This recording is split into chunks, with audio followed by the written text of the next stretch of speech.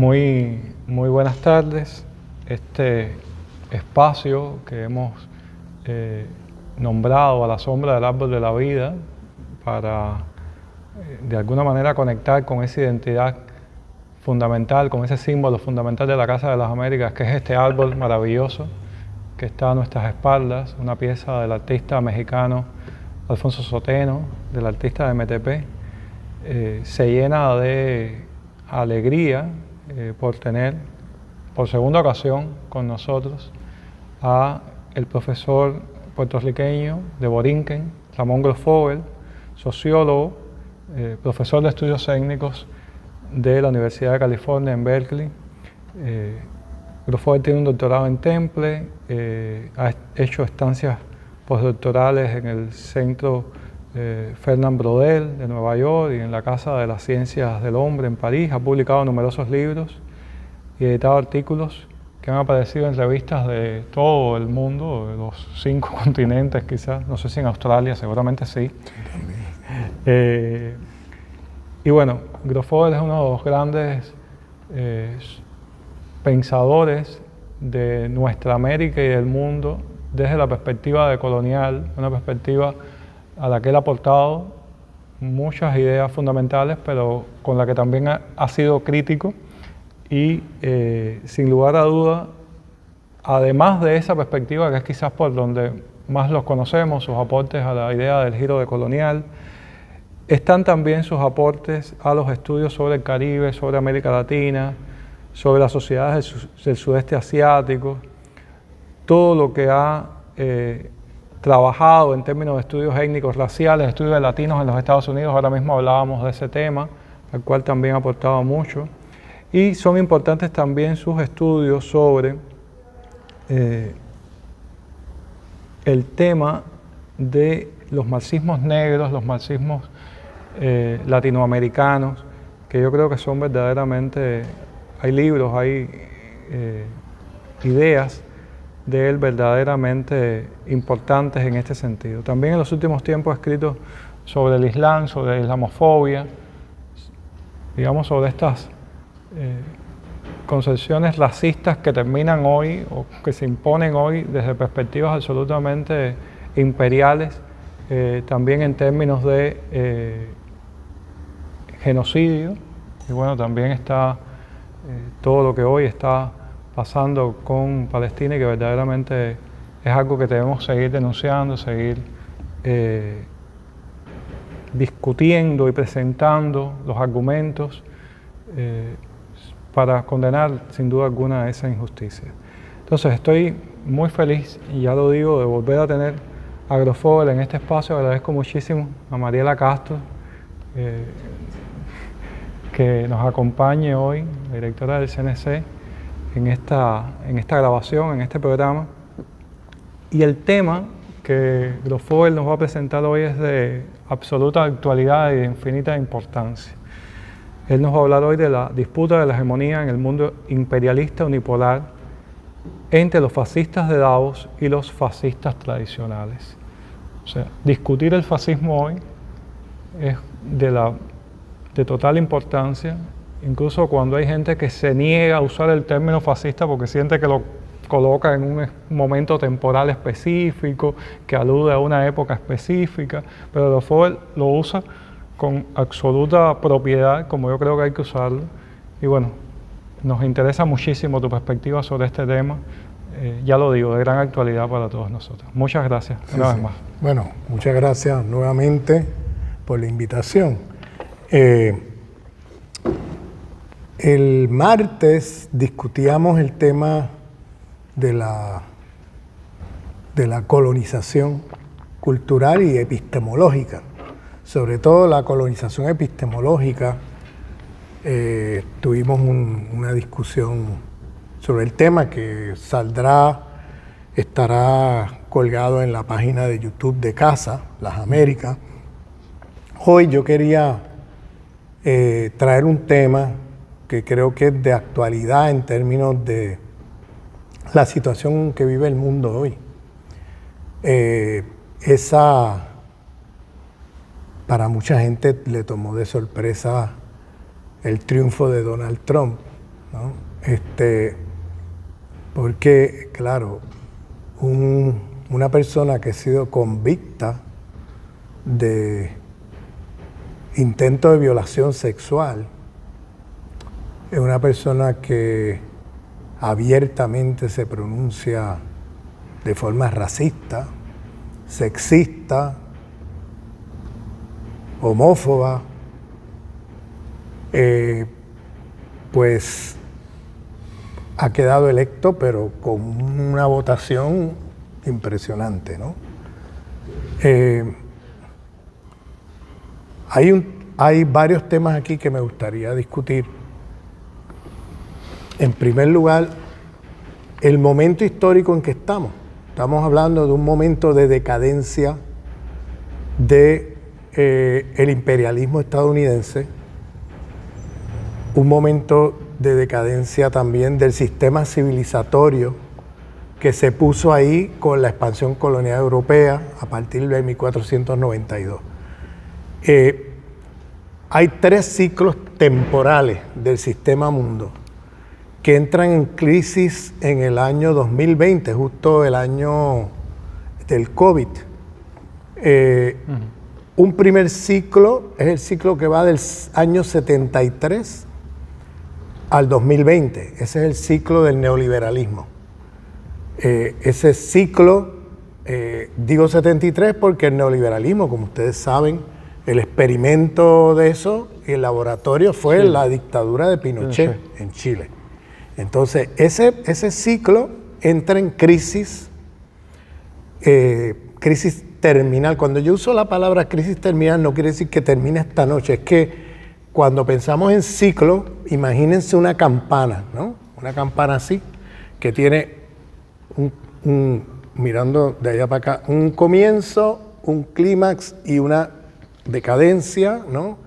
Y todos los ciclos temporales, todos los imperios, todo tiene un ascenso, un clímax, un descenso y una caída, ¿no?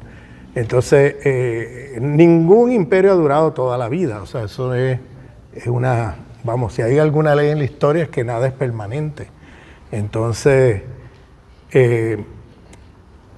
cuando digo crisis terminal es que está en la decadencia y de la cual no se va a levantar. Es decir, no va a haber manera que se levante. Eso va en una tendencia hacia abajo hasta su colapso. El ciclo del neoliberalismo entró en crisis ya terminal en el 2020. ¿Por qué? Porque quedó muy claro a los ojos del mundo que resolver el tema del COVID, los países más afectados con el COVID fueron los países que siguieron el modelo neoliberal, sobre todo los Estados Unidos, que tienen un sistema de salud privado. No existe salud pública en los Estados Unidos. Entonces, los países más afectados, por ejemplo, Ecuador fue un caso paradigmático, porque Ecuador venía de un sistema de salud público bajo Correa, y cuando vino Lenín Moreno, que traicionó todos los ideales del correísmo y toda la línea que llevaba el correísmo, él privatiza todos los sistemas de salud y se subordina al Fondo Monetario Internacional, que le obliga a cortar no sé cuántos miles de enfermeros, de médicos, de hospitales. Y vino el tema del COVID y bueno, aquello era dantesco, era el infierno de Dante. O sea, la gente se moría y o sea, no tenían ni para recoger los cadáveres. La gente se estaba muriendo y los tiraban a la calle o estaban en las casas o en el patio de la casa. Era una escena dantesca. Yo no sé cuántos de ustedes se enteraron de esa crisis, pero era un antes y después con las políticas de salud que siguió el gobierno de Ecuador, que lo puedes ver clarito. Cuando se movieron hacia el neoliberalismo, cortaron los fondos de salud y todo eso, vino un momento de desastre absoluto. Y así por el estilo podemos ir país por país. Vas a ver que los países que mejor enfrentaron la crisis fueron los países que no tenían a nivel de salud un modelo neoliberal. Cuba, Venezuela y otros países del mundo que no siguieron ese modelo y pudieron enfrentar la crisis del COVID de una manera mucho mejor y con menos números de personas fallecidas, con menos casos, con menos de todo. Y ya Cuba, que da un ejemplo haciendo sus propias vacunas, etc. En ese momento hay una crisis, hay un parón económico porque paran las economías, ¿no? Hay un momento donde hay un parón ahí por el tema del COVID, deciden como paralizar las economías y es un momento donde hay un colapso en las bolsas de valores, sobre todo Wall Street, hay un colapso y inmediatamente, ¿qué hace el Estado norteamericano? Pues empieza a imprimir papel y a distribuírselo entre el 1%. O sea, le pasaron trillones de dólares con la letra T al 1% más rico del país. Bien, para darte un ejemplo, la hija de Donald Trump recibió 50 millones de dólares a cuenta de que ella es una empresaria y no sé qué. El yerno de Trump, que es un empresario de agente inmobiliario, ¿no? De compra y venta de propiedades, ese tipo de cosas, recibió 90 millones. O sea, esto te da una idea. La deuda del gobierno federal americano se disparó a trillones durante esos meses, porque repartieron trillones de dólares entre el 1%. Entonces ahí quedó también muy claro a los ojos de todo el planeta que el discurso neoliberal que tanto predican a imponérselo al resto del mundo, pues se supone que el Estado no intervenga. El Estado se supone que no, según el credo neoliberal, se supone que el Estado se quede fuera, la mano del Estado fuera de la intervención o regulación de la economía. Y sin embargo, aquí vimos con un descaro impresionante cómo el Estado interviene para salvar al 1%. Entonces, el neoliberalismo como modelo de gestión del capitalismo, como capitalismo salvaje, a los ojos del mundo allí quedó como resquebrajado porque se vio claramente la inconsistencia de la prédica mundial que hacía Estados Unidos y lo que hacían ahí, ¿no? Entonces, y se vio, como dije antes, la crisis de los sistemas de salud privatizados, que es parte del credo neoliberal, que es privatizar todo, todos los servicios, todo. Entonces, bueno, ese es un primer ciclo que entra en crisis terminal en el 2020. Hay un segundo ciclo que entra en crisis terminal en el 2020, que es el ciclo que va del año 45 al 2020, que es un ciclo que podemos llamar el ciclo de la hegemonía estadounidense.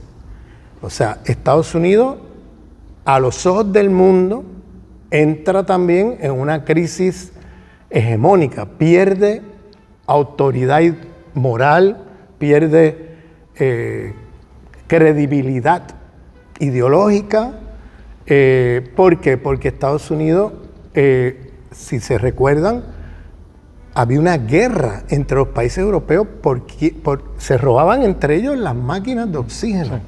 Era una guerra de robo de máquinas de oxígeno entre ellos mismos, que era una cosa realmente vergonzosa que se vio a los ojos del mundo, cómo se robaban unos a otros, y se vio claramente que Estados Unidos no le importaba lo que pasaba en el resto del mundo, lo que le importaba era salvarse ellos y el resto del mundo que se salve el que pueda. O sea, no había ninguna política de ese Estado que alude tener el liderato del mundo y no sé qué, hacia nada, hacia nadie. Al contrario, los ejemplos los dieron otros países. Por ejemplo, Cuba dio un gran ejemplo en ese momento de llevar vacunas a lugares que no tenían vacunas. Por ejemplo, Venezuela, que estaba bloqueado en ese momento, recibió vacunas de Cuba. O lugares como Italia, donde los médicos cubanos hicieron un papel muy importante cuando en Italia, colapsó todo el sistema de salud y había una crisis tremenda con esto del COVID. O sea, que se vio con China. China estaba exportando a países del mundo máquinas de oxígeno, cosas así. Mientras tanto, Estados Unidos lo que estaba era viendo cómo saqueaba, cómo ellos resolvían el problema para ellos, olvidándose del resto del mundo. Entonces, ahí se vio un momento ya de decadencia imperial que ya venía desde hace rato, con las derrotas que ha sufrido Estados Unidos en diferentes partes del mundo, esas guerras en el Medio Oriente, por ejemplo, que terminaron no ganando ninguna y matando a millones de personas. O sea que ya había una crisis que venía cocinándose, pero el 2020 fue como un año así emblemático, porque en medio de la crisis se vio que Estados Unidos no tenía ninguna intenciones positivas para el mundo. O sea, se vio el egoísmo más rampante de parte del imperio frente al mundo. Entonces, tenemos un tercer ciclo, una tercera temporalidad del sistema mundo que también entra en crisis en el 2020, que es la crisis civilizatoria. Porque cuando se paralizó la economía, de momento, en lugares donde, en puertos, en ciudades, donde ya habían peces que ya no se veían, o pájaros que ni se acercaban, o muchos animales que habían desaparecido, de momento empieza a repoblarse las bahías de las ciudades, las ciudades mismas, los lugares donde los animales se habían, huido por la contaminación. De momento la naturaleza empieza a renovarse en lugares donde, pero en cuestión de meses, una cosa impresionante, porque eran lugares, devastados por la crisis ecológica, que de momento la naturaleza, en el momento que se paraliza la economía, empieza a renovarse rápidamente. Entonces ahí queda a los ojos del mundo también claro de que aquí hay un problema también de crisis civilizatoria de larga duración de 1492 al 2020. Entonces hay tres crisis, o crisis, si le querés llamar, del sistema mundial, que empieza en 1492 y del cual estamos metidos, ¿no? Ese sistema que se origina con la expansión colonial europea. Como explicamos el martes, la expansión colonial europea destruye todas las civilizaciones que se encuentran de frente e imponen la suya. Es decir, es una expansión civilizatoria, no solamente económica. Como dije, es una expansión de toda una jerarquía de dominación, que no es solamente una expansión económica capitalista, es que el capitalismo se formó al calor de la expansión colonial europea con las lógicas de dominación de esa civilización de muerte que en un momento es la cristiandad y más adelante es la modernidad, que la modernidad es la secularización de las narrativas y las jerarquías de dominación de la cristiandad. Entonces, ahí se expande un sistema racial, un sistema patriarcal de la cristiandad, con jerarquías de dominación sexuales, de género. Se expande una manera de relacionarse con la naturaleza muy destructiva, por supuesto. Se expande una epistemología eurocéntrica, una visión de mundo eurocéntrica. Se expande toda una estética donde se privilegia el gusto y belleza occidental como las formas superiores de estética y se inferiorizan las otras formas de estética de los pueblos. O sea, que una especie de racismo estético, ¿no? Y por supuesto racismo, sexismo, heteronormatividad. O sea, es un sistema civilizatorio lo que se expande, con una multiplicidad de jerarquías de dominación, y esas jerarquías son las que organizan el capitalismo de una forma muy particular, porque si el capitalismo es un sistema genocida, es porque está organizado no como superestructura, sino como principio organizador por las lógicas racistas de la modernidad occidental. Si el capitalismo es feminicida, es porque está organizado desde adentro con las lógicas patriarcales de la cristiandad de la modernidad occidental. si el capitalismo es comunitaricida, destructor de las comunidades, porque está organizado desde la lógica de la modernidad occidental del individuo atomizado. Si el capitalismo es epistemicida, es porque está organizado desde adentro mismo, no como superestructura, sino como principio organizador, por la jerarquía epistémica del eurocentrismo. Si el capitalismo es ecologicida, es porque está organizado desde adentro con las lógicas de la modernidad occidental, que es el dualismo cartesiano, que divide naturaleza-hombre, y hombre es a propósito porque las mujeres son sospechosas de estar en el patriarcado de la cristiandad, ¿no? De estar del lado de la naturaleza, de ser fuerzas del demonio y cosas así. Entonces eso se seculariza con Descartes, y a partir de la secularización que hace Descartes de las narrativas de la cristiandad sobre el dualismo hombre-naturaleza, se monta toda una cosmovisión que va a producir tecnología destructiva de la vida, porque tiene allí esa lógica estúpida de pensar que la vida humana dualistamente está insulada y se produce y reproduce independiente de la naturaleza. Entonces, por tanto, de ahí se monta toda una producción en el capitalismo. O sea, el capitalismo tiene cosmología, y la cosmología del capitalismo es el dualismo cartesiano.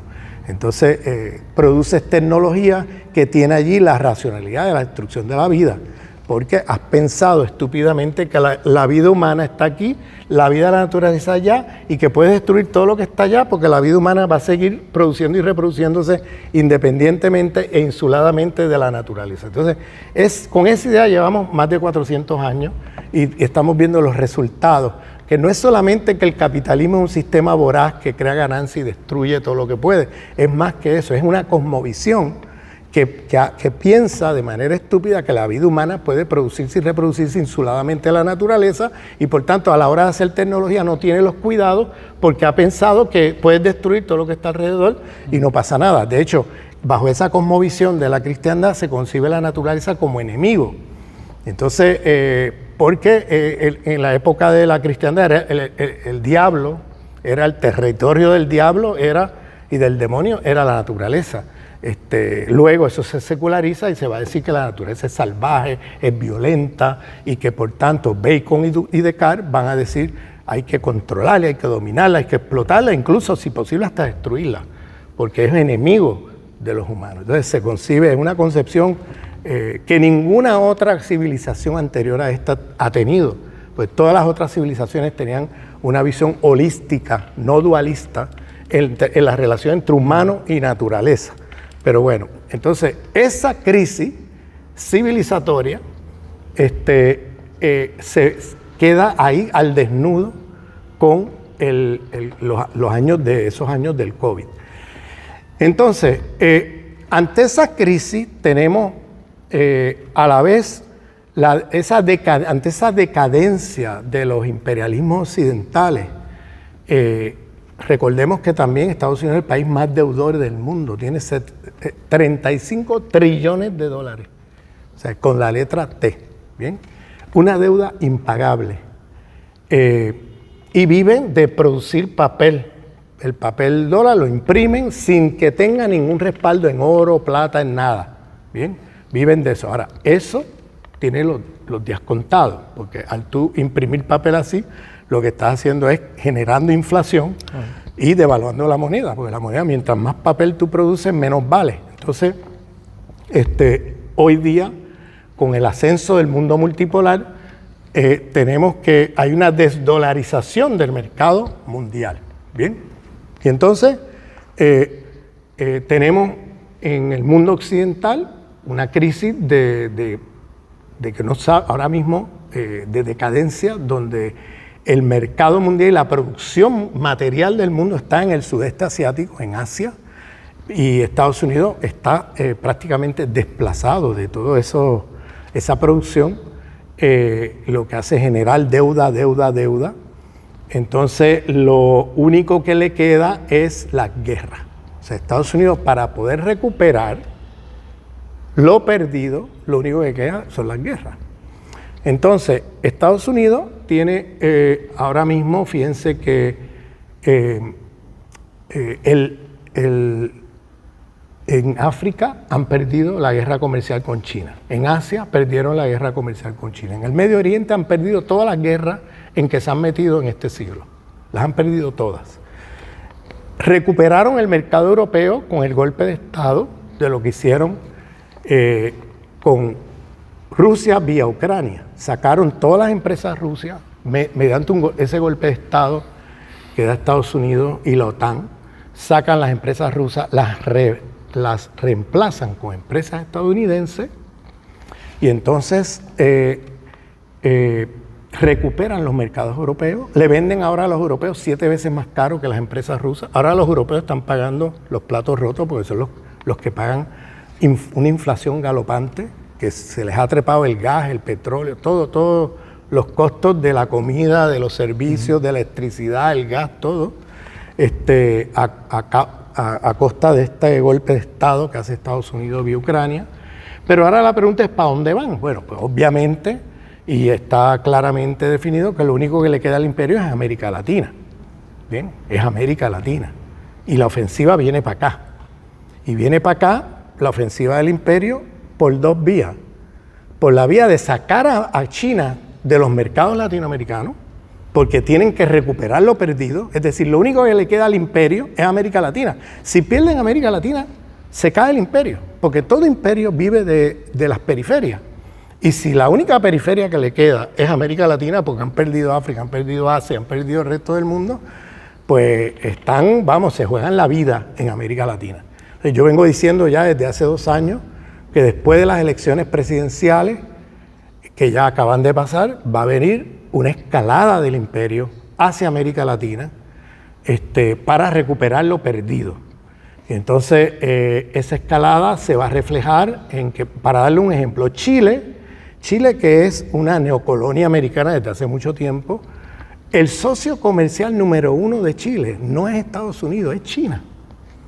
O sea, eso es para darles una idea de cuánto mercado han perdido ellos, que incluso en los lugares donde ellos tienen un control político de larga duración, han perdido los mercados. O sea, y está pasando en muchos países latinoamericanos. Pero además está el muro de contención de los países antiimperialistas en la región, como es Cuba, como es Nicaragua, como es Venezuela, que es algo que para ellos es una prioridad, de alguna manera también buscar cómo derrotarlos, sobre todo Venezuela, que es un país súper rico en muchas cosas, o sea, petróleo, gas, oro, la lista es larga, incluyendo minerales que necesita el complejo militar industrial para las guerras. Entonces, en ese panorama, ahora viene la discusión. ¿Cuál es el debate entre las élites occidentales ante este panorama? ¿Qué está pasando ahí? Pues las élites occidentales del mundo unipolar se debaten entre 2 formas de fascismo. ¿Bien? Estas 2 facciones que voy a describir son fascistas las 2, pero tienen contradicciones, porque como van a ver, miren esto más como una tipología que nos ayuda a entender a ciertos fenómenos que están ocurriendo, como el fenómeno Trump y otros fenómenos, la Meloni en Italia, Wilder en Holanda, Milei en Argentina, Bolsonaro en Brasil. O sea, miren esto como una tipología que nos ayuda a tener herramientas para poder entender de qué se tratan estos líderes y estos fenómenos que están emergiendo de carácter fascista. Voy a hacer como un contraste entre, le voy a llamar los fascismos tradicionales, que son los fascismos de toda la vida, que vienen del siglo XX, tipos como Trump, Marine Le Pen, como por ejemplo la Meloni, que es mussoliniana, sigue a Mussolini, el Wilder de Holanda, que estos son los de toda la vida, y están los fascistas de Davos, del proyecto de Davos. ¿Bien? Entonces, vamos a ir como punto por punto contrastando para que entendamos de qué se trata estos 2 fascismos, porque son los que se juegan el liderato hoy en los países imperialistas occidentales. Vamos a ir punto por punto. En primer lugar, los de Davos los de Davos, quieren un gobierno mundial. Quieren eliminar los estados nacionales. Y quieren que se cree un gobierno mundial que con las nuevas tecnologías tenga un control mayor y directo sobre las poblaciones del mundo, sin pasar por la mediación de estados nacionales que le puedan poner cierta regulación, ciertos límites a el funcionamiento del sistema, ¿no? Entonces ellos abogan por un solo estado mundial y superar la estructura de estado-nación y que haya un control directo de los países desde ese estado mundial por el 1% de la humanidad vía las nuevas tecnologías. Los fascistas de toda la vida creen en la soberanía de su estado. Ellos protegen y quieren que su estado, el estado imperial americano, el estado imperial francés, que sus estados sigan existiendo y tengan pleno control y soberanía y tengan un rol protagónico imperialista en el mundo, que siga esa tradición. Por eso en la consigna de Trump, let's make America great again, ¿entiendes? Vamos a hacer América grande otra vez. Que eso en un lenguaje de colonial habría que traducirlo, vamos a hacer la América blanca grande otra vez. Ese es el mensaje. Ese es el mensaje que lo entiende todo el mundo en Estados Unidos. No se crean que eso es subliminal o nada. La gente sabe de lo que él está hablando y saben qué quiere decir let's make America great again. O sea, la gente lo escucha claramente. Los blancos saben que están hablando de ellos y que ellos son los que van a hacer la América grande otra vez, etc. Vamos a hacer la América blanca grande otra vez. Entonces, el discurso racista es abierto en ese sentido. Entonces, los de Davos, para que entiendan el proyecto más macro, los de Davos, contrario a los fascistas de toda la vida, los de Davos entienden que el sistema tiene los días contados, que este sistema está en un momento de colapso, de que este sistema cae por crisis civilizatoria, pero también por crisis económica, que el capitalismo tiene los días contados, el capitalismo histórico, tal como lo conocemos, tiene los días contados. Y ellos están planteando un nuevo sistema histórico, peor que este. Bien, esto no es nuevo en la historia de la humanidad. Si ustedes miran la sociología histórica de Immanuel Wallerstein, en su sociología histórica él hablaba de una crisis terminal en el feudalismo europeo en el siglo XV y cómo las élites de la aristocracia feudal europea, ante la caída del sistema feudal, se planteaba crear un nuevo sistema donde ellos no se caigan con el sistema feudal, donde ellos puedan sobrevivir al sistema feudal. Y ahí viene el proyecto de la expansión colonial europea. Vamos a expandirnos, vamos a conquistar nuevos territorios, vamos a incorporarlos como periferia, y ahí surge el mercado mundial capitalista. Entonces la narrativa historicista que hace Marx y que hace Weber es muy eurocéntrica y muy problemática.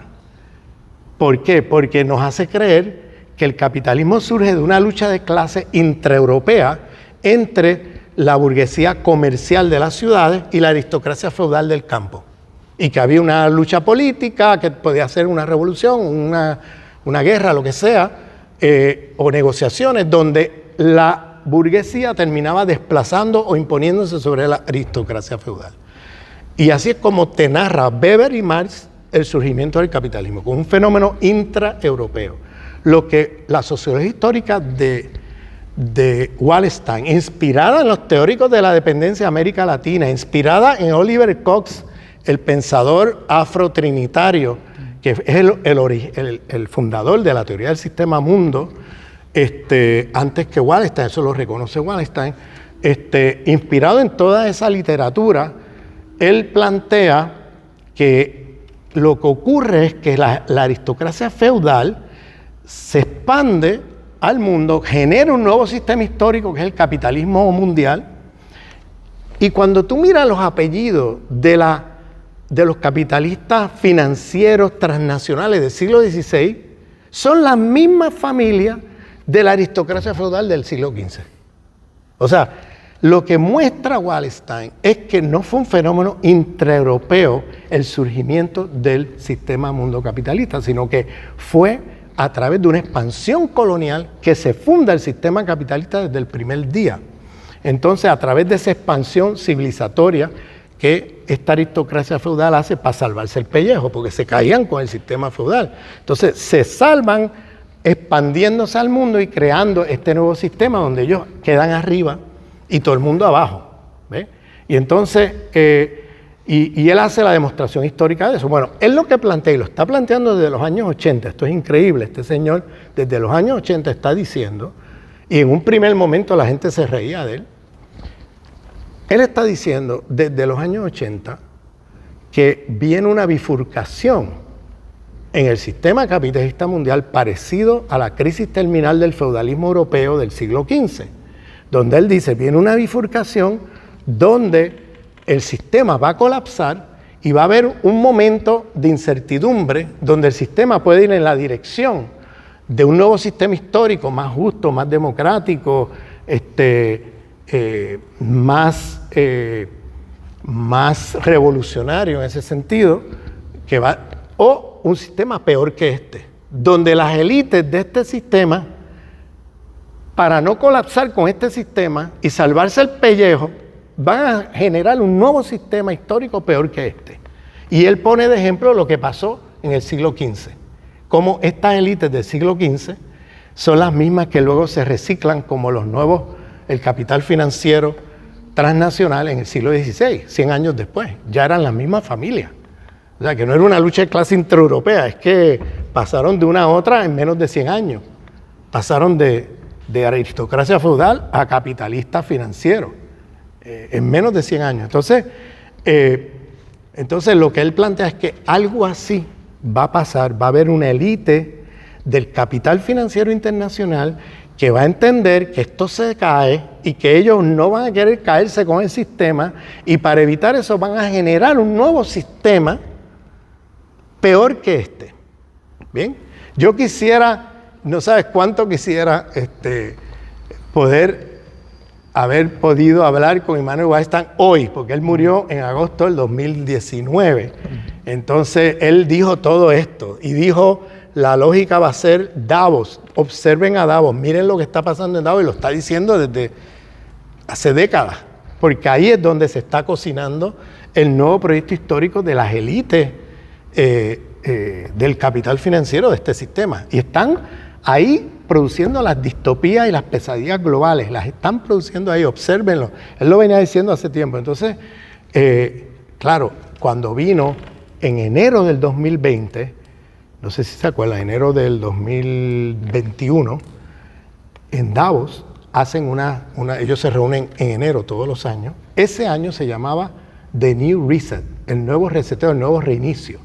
Y ahí ustedes tienen el programa de Davos, pero clarito, cuál es la agenda que ellos tienen. Entonces, y claro, como ellos se plantean entonces un nuevo sistema peor que este, usando las nuevas tecnologías. Entonces, el primer punto, los otros quieren salvar al capitalismo, los viejos fascismos, porque los viejos fascismos siempre han sido los bomberos del capitalismo. Es decir, ellos vienen a apagar el fuego de la crisis capitalista. Toda la vida han hecho eso. ¿Y cómo lo hacen? Desviando la atención de las clases trabajadoras blancas. ¿Hacia dónde?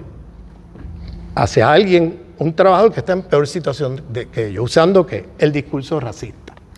Entonces, lo que hacen, apagan el fuego así. Vamos, en vez de que las clases trabajadoras blancas, el malestar y el descontento de la crisis la canalicen contra el sistema, la demagogia de esto y el éxito de estos fascismos es la retórica racista que hace que entonces los trabajadores, en lugar de irse contra el sistema, se van contra el trabajador que está en peor situación que ellos, vecino, ¿no? Que es un trabajador negro, un trabajador en los años 30, los judíos, los gitanos, etcétera. Ahora son los negros, los latinos, los musulmanes, los no sé qué. O sea, eso es irrelevante. En cada país tienen a alguien con quien hacer el chivo expiatorio. Pero estos fascismos lo que son los bomberos del capitalismo. Ellos vienen a apagar el fuego y así es como lo logran, porque si los trabajadores viven la crisis y su descontento pensando que el problema son los migrantes o el negro que tengo de vecino o el musulmán que tengo de vecino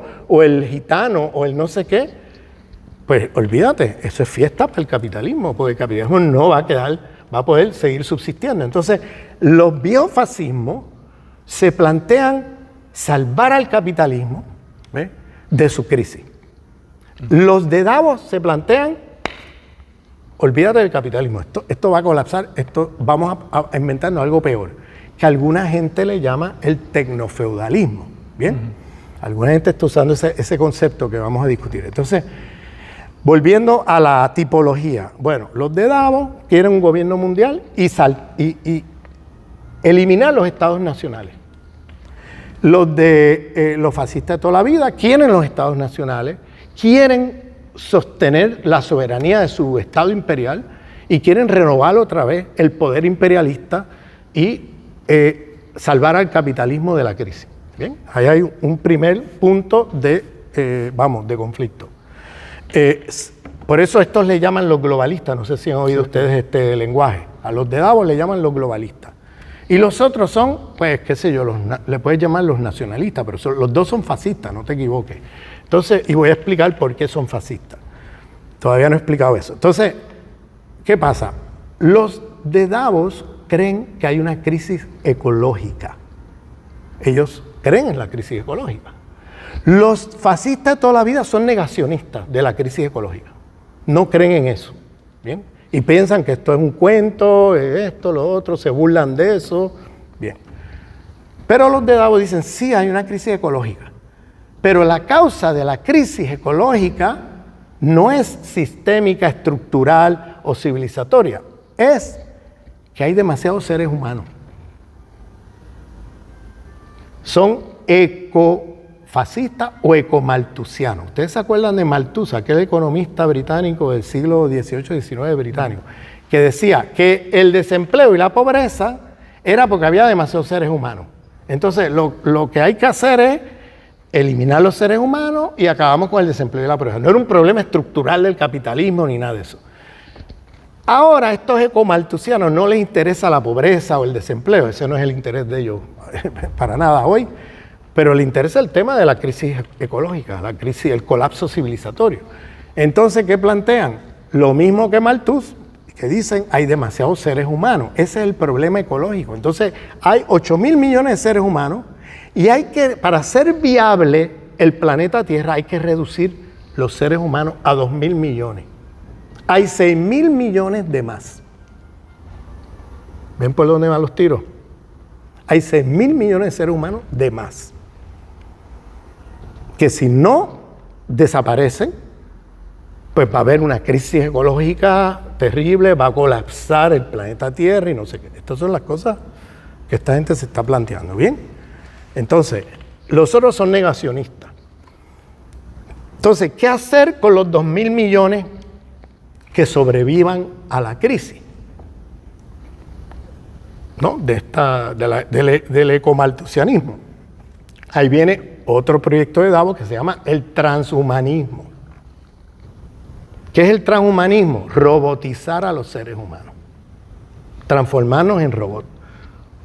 O sea, robotizar, de que hayan robots, literalmente robots sustituyendo a seres humanos, y los seres humanos que sobreviven, robotizarlos, metiéndoles chip en la cabeza, metiéndonos. Y entonces, ¿a nombre de qué? A nombre de que tu memoria va a mejorar, tu inteligencia va a ser como la de una computadora, va a tener una rapidez enorme. La gente compra esas utopías, ¿sabes? Pero claro, lo que no te dicen es que una vez tú estás en la red, van a controlar tu gusto, tu comportamiento, tus deseos, tu subjetividad, ¿no? Desde una nube, desde la nube del internet. Entonces, ellos sueñan con eso porque es la manera de poder tener un control absoluto de la humanidad a través de la robotización. Eso es lo que le llaman el transhumanismo. Los fascistas de toda la vida son humanistas, no son transhumanistas, pero son humanistas burgueses occidentales. Ellos creen que la humanidad son los blancos occidentales, Es el humanismo europeo occidental de toda la vida. Ellos creen que ellos son la raza superior y que el resto del planeta son razas inferiores y que por tanto hay que defender el humanismo, pero es el humanismo que criticaba Fanon y Césaire. Ese humanismo inconsecuente, incoherente, racista, fascista, etc. Lo que dicen ellos es, ellos defienden el humanismo, ellos se van en contra de estos transhumanistas. Hay conflicto. Y luego viene otro tema, y es temas como, por ejemplo, los de Davos agarran el discurso feminista. Los biofascistas toda la vida son totalmente misógenos. Nada que ver con feminismo, son misógenos abiertamente, ni siquiera lo disimulan. Mira la campaña de Trump. Y los de Davos son pro población LGTB, mientras que estos otros son, homófobos, etc. Entonces, claro, esta gente de Davos defiende el feminismo y defiende los derechos de las poblaciones LGTB por razones muy distintas por las cuales tú y yo podemos defender esos derechos. Porque para ellos no es por las mismas razones que nosotros defenderíamos los derechos de las mujeres y de las poblaciones LGTB. Para ellos es, perversamente hablando, un mecanismo que ellos ven que puede ayudar a reducir la población del mundo. Es una cosa perversa. O sea, y entonces ellos ven ahí como cancha para reducir población. ¿Vía qué? Vía aborto y vía derecho al aborto, ¿no? Y vía parejas LGTB que no reproduzcan seres humanos, lo que sea. Claro, que también conocemos que hoy día con las tecnologías hay reproducción de seres humanos en las parejas LGTB, etcétera. O sea, vamos, eso es también un mito, pero así es como ellos lo ven. Entonces, mientras que los otros son abiertamente misógenos, abiertamente homófobos, etcétera. O sea, vamos. Y, pues, ¿qué pasa? Hay cierta izquierda. Lo otro. Los de Davos tienen allí a Piketty, el economista francés, que ha hecho un trabajo fenomenal de las desigualdades del capitalismo. Y ellos fomentan la idea que el capitalismo es un sistema que genera unas desigualdades brutales. Estos son el capital financiero del planeta, diciendo que el capitalismo genera, que hay un problema con el sistema porque genera unas desigualdades enormes. Y las discuten allí en Davos, con economistas como Piketty, que ha hecho unos libros extraordinarios sobre eso. Entonces tú dices, wow, pero esto parece como si fueran de izquierda, ¿no? No te confundas. Ahí hay una pseudoizquierda mundial, sobre todo socialdemócrata, que se han tragado el cuento de estos de Davos. ¿Por qué? Porque aparecen, si tú lo miras superficialmente, aparecen como progres. Porque reconocen la crisis ecológica, reconocen los derechos de las mujeres, el feminismo, reconocen los derechos de las poblaciones LGTB, reconocen las desigualdades del capitalismo, pero claro, es porque ellos van en otro proyecto. Ellos tienen la mira en un proyecto que es todavía más perverso y peor de todo lo que hemos visto del capitalismo histórico. Porque para ellos el tema es reducir la humanidad a 2.000 millones, es decir, 6.000 millones, hay que cargarse 6.000 millones de alguna manera. Y para ellos, por eso digo que esta gente son fascistas, genocidas, y además las nuevas tecnologías, inteligencia artificial y todo esto, para precisamente controlar mejor a la gente, robotizar seres humanos. O sea, cuando tú miras el proyecto de fondo, porque ellos identifican los problemas, ¿vale? Pero ¿cuáles son las soluciones? Ahí es donde uno se espanta, cuando uno mira las soluciones que están planteando. Y del otro lado, claro, los fascistas de toda la vida, pues están tratando de salvar el capitalismo, acudiendo a la represión brutal, acudiendo a lo que ha acudido toda la vida el fascismo, poniendo orden en medio de crisis, evitar que se desborde la crisis, mantener a los trabajadores entretenidos de que el problema de ellos no es el sistema, sino que son estos que tienes de vecinos, que son razas inferiores, que te quitan el empleo, que se están aprovechando de ti, que están robándose dinero del Estado con sistemas de transferencia, de redistribución de recursos y cosas de esas. Entonces los tienen entretenidos, canalizando la crisis para el otro lado, no contra el sistema. Entonces, y claro, una vez dicho esto, tenemos que ver la complejidad, dije tipología. Pues si tú te fijas, tú puedes ver Marine Le Pen y Macron en Francia, ¿no? Macron es un hombre de Davos. Marine Le Pen es fascista de toda la vida. Si tú miras Estados Unidos, Biden o Kamala Harris y Trump, ¿no? Uno es Davos y los otros son, Trump es el fascista de toda la vida. Y puedes ver esto a través de muchos lugares. Milei, si se fijan, él lo dice. Él quiere destruir el Estado. Él viene a destruir a la casta y al Estado. Y con eso ha captado el imaginario de los obreros que están descontentos en Argentina y ha logrado, bueno, toda la gente que le votó con la promesa de acabar con el Estado Nacional. Eso es Davos. Ese es el proyecto de Davos. Acabar con el Estado Nacional, dejar que el mercado arrase con todo y en todo caso que las nuevas tecnologías se encarguen de poner orden, todas estas cosas, ¿no? Robotizar la gente, todo eso está allí discutido en el proyecto de Milei, abiertamente. Entonces, si tú te fijas lo que está pasando en Palestina, nosotros tenemos que prestarle atención porque Palestina es un laboratorio del uso de las nuevas tecnologías para exterminar poblaciones. En Gaza se está usando inteligencia artificial para exterminar seres humanos. Y es un laboratorio que empata perfectamente con el proyecto de Davos. En Israel, en el genocidio israelí, están los dos juntos. O sea, los fascistas de toda la vida y los otros, pero por razones diferentes. Bien, los fascistas de toda la vida, porque, claro, estos están acabando con los musulmanes y están acabando con los árabes, con razas inferiores y no sé qué, que es lo que nosotros quisiéramos hacer acá y no hemos podido hacer, ¿ves? Y entonces Israel está dando el ejemplo. Y los de Davos están viendo cómo las nuevas tecnologías que produce ese Estado, de vigilancia, de inteligencia, de genocidio, de todas estas cosas, son las tecnologías nuevas con las cuales vamos a contar para el proyecto de ecomaltusiano. ¿Ves? Entonces, vamos, cuando empiezas a mirar esto, y claro, lo que quiero decir es que ninguno de estos sectores puede, o sea, digo una tipología, he usado este término, Jaime, porque tú puedes ver algunos personajes que tienen un poquito del viejo fascismo y un poquito de Davos. O sea, también hay eso. Por eso digo, esto mírenlo como una tipología que nos ayuda a pensar y a clasificar y a ver qué está pasando con estos diferentes personajes que vemos emergiendo por todas partes. De qué lado están y todo eso. Pero a veces tenemos personajes, por ejemplo, la Meloni.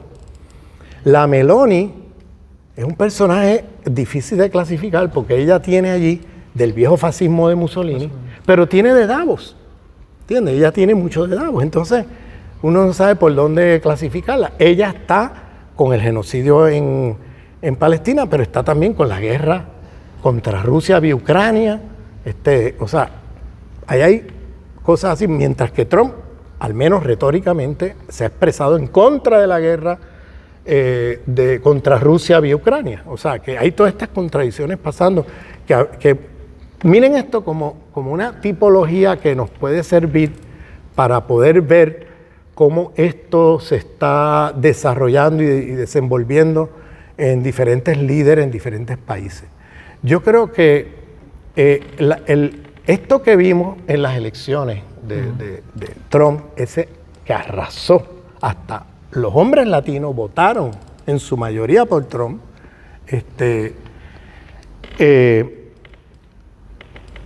¿Y qué pasa?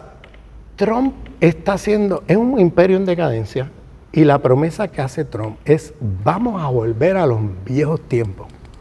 Le está prometiendo al pueblo americano, que está sufriendo ahora mismo una crisis, inflación, desempleo, montones de problemas, pero le está demagógicamente, les está prometiendo volver a los años de gloria del imperio. Y la gente desesperadamente está comprando el paquete, ¿no? Porque la gente desesperadamente pues no ve, o sea, por ejemplo, el gobierno, esto es otra cosa que quiero decir, donde quiera que ganan estos fascismos, pasó por allí una izquierda tibia durante 4 años. Donde quiera que ganan estos fascismos, por allí pasó una izquierda tibia durante 4 años. ¿Qué es una izquierda tibia? Una izquierda que no hace política de izquierda, que hace política de derecha. Una izquierda que promete cosas de izquierda y nunca las cumple. Una izquierda que traiciona los postulados de la izquierda. Entonces la gente, o sea, no voy a usar la palabra que debería usar, pero el enfurecimiento de la gente ante esta élite socialdemócrata que promete y no cumple, que dice que van a hacer otra cosa diferente y hacen lo mismo que hace la derecha, que siguen las políticas neoliberales. La gente se enfurece y lo único que falta es el demagogo. Ahí viene el demagogo, en ese momento de furia de la gente, a prometer villas y Castilla, a denunciar a la casta con un lenguaje hasta de pseudoizquierda. O sea, la casta, esto, o sea, pone la casta dominante, todo este lenguaje que hace que las clases trabajadoras se identifiquen con ese lenguaje, contra esta gente que llevan 4 años ahí sin hacer nada, robándose dinero, haciendo más de lo mismo, políticas neoliberales, Entonces, cuando abren los ojos, está el demagogo en el poder, haciendo algo todavía más radical de lo que hizo esa izquierda en términos de neoliberalismo, en términos de derecha. Entonces, pasa lo que el líder Jean-Marie Le Pen, el líder fascista de Francia, decía, que él decía: no voten por la fotocopia, voten por el original, porque lo que pasa al final es que la gente termina votando por el original y no por la fotocopia.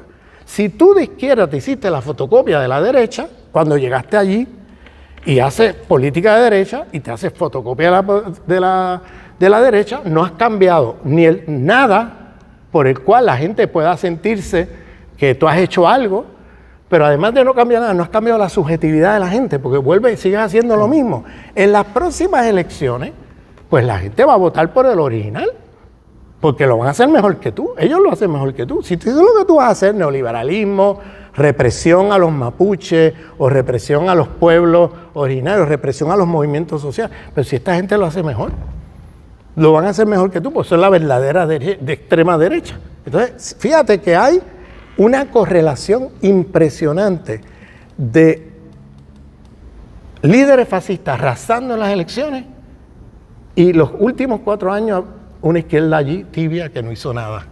Entonces ahí tú ves una correlación impresionante en eso, y es esa frustración popular frente a gente que tú te sientes engañado, porque esa gente vinieron vendiéndote villas y Castilla, vendiéndote la moto de que van a hacer grandes cambios y no hacen nada, hacen más de lo mismo.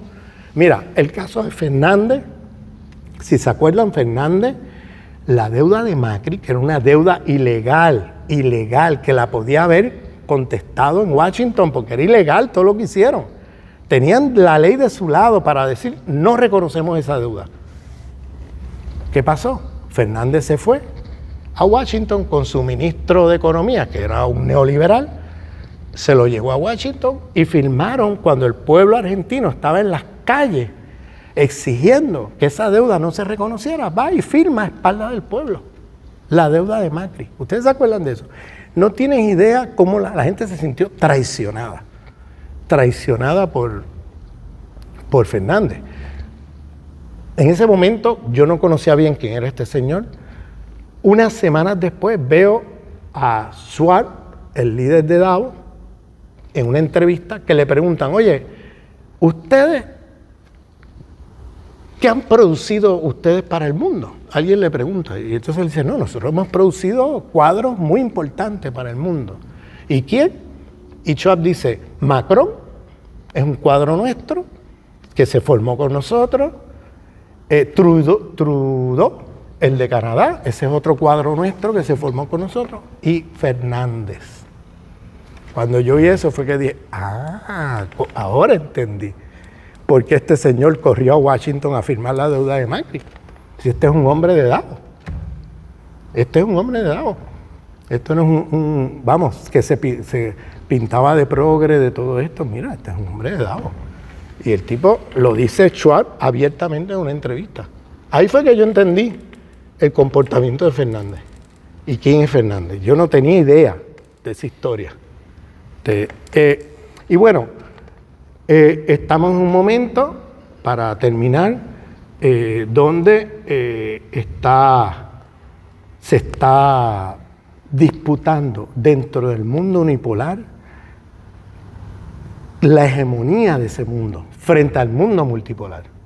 No solamente que hay una disputa del mundo unipolar con el mundo multipolar, es que dentro del mundo unipolar hay una disputa entre dos élites fascistas con proyectos distintos, pero no dejan de ser los dos fascistas, que se disputan la hegemonía de ese mundo unipolar.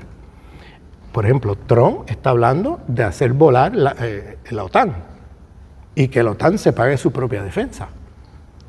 Entonces, porque Trump es de los fascistas de toda la vida, él quiere el Estado de él. Ustedes quieren defender sus intereses, defiéndanlo ustedes con su dinero, no vengan a donde mí a preguntarme y a pedirme dinero para eso. O sea, es la lógica de los fascistas de toda la vida, mi Estado primero y los demás, y yo voy adelante con el mío, y el mío va a ser el Estado que domine, el Estado imperialista. Él quiere volver a salvar el capitalismo y volver a poner el Estado imperialista estadounidense ahí número uno en el mundo. Esa es su fantasía, ¿no? Que no va a pasar. Y si no pasa, ¿qué va a pasar en Estados Unidos? Ahí viene un escenario que lo quiero dejar sobre la mesa, que es la posibilidad, por ejemplo, una cosa que está por estallar es un colapso económico peor que los años 30 en Estados Unidos.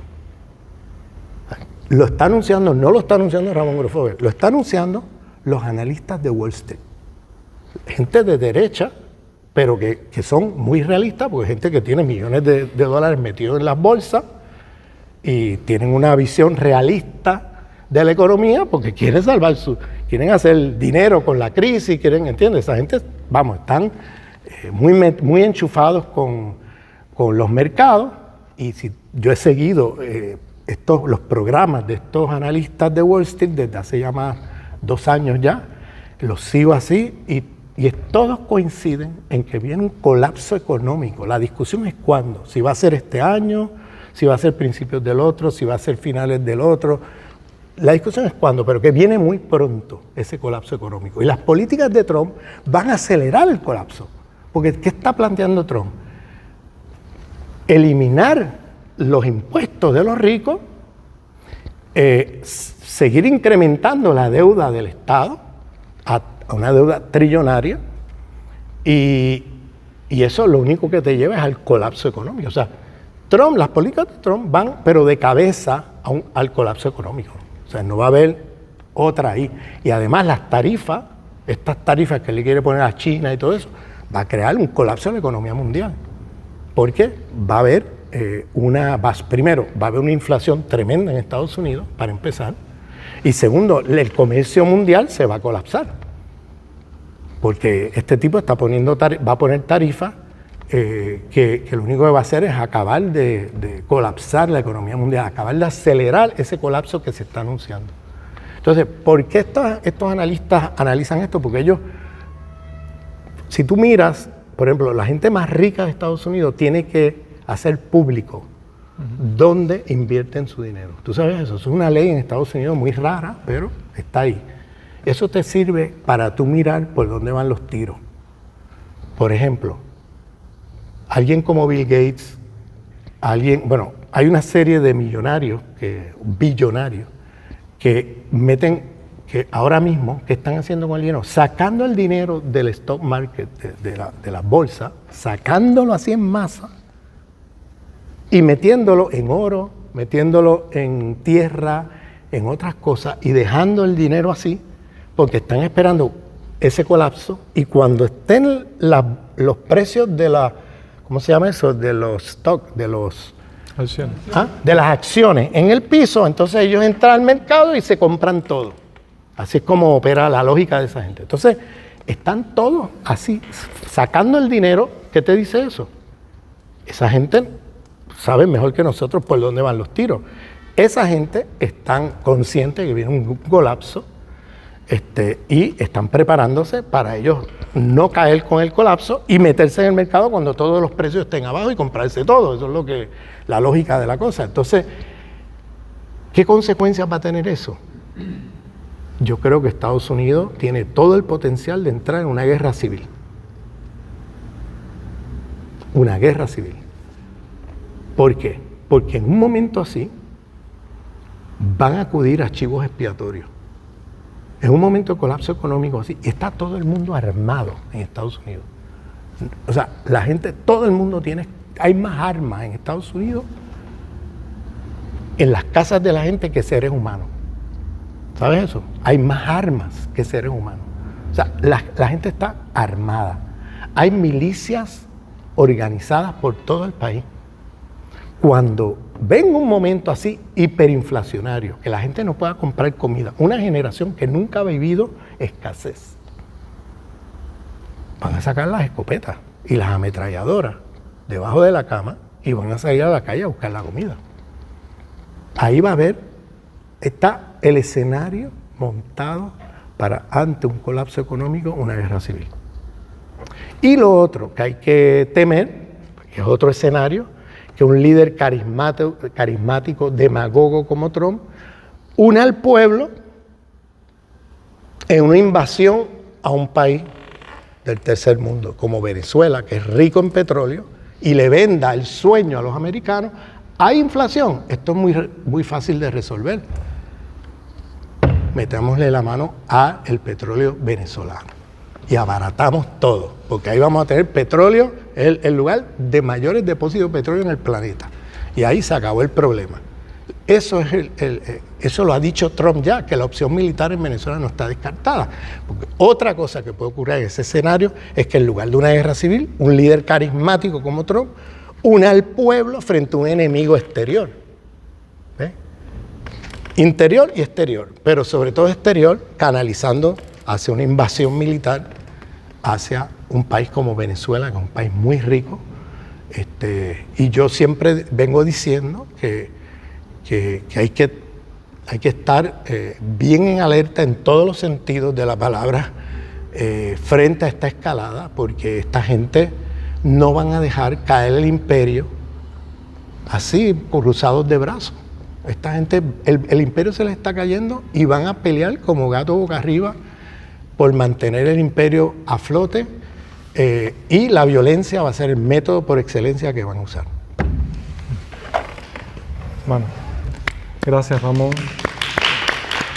Agradezco mucho a Ramón Grosfoguel por esta visión apocalíptica y terrible, pero al mismo tiempo basada en la evidencia compleja de este momento y en la visión también de cómo opera hoy ese sistema mundo que se reorganiza todo el tiempo. Ahora podemos hacer algunas preguntas, pero bueno, agradezco infinitamente que hayas estado aquí en la Casa de las Américas y sé que vas a regresar a Cuba para un curso, para poder sistematizar más estos procesos y poder aprender y contribuir también nosotros con nuestra experiencia de vida y resistencia también a una alternativa, que es al final lo que nos hemos propuesto en este país que sigue siendo soberano y sigue intentando la rebeldía para sí y para los países del sur, ¿no? Entonces, bueno,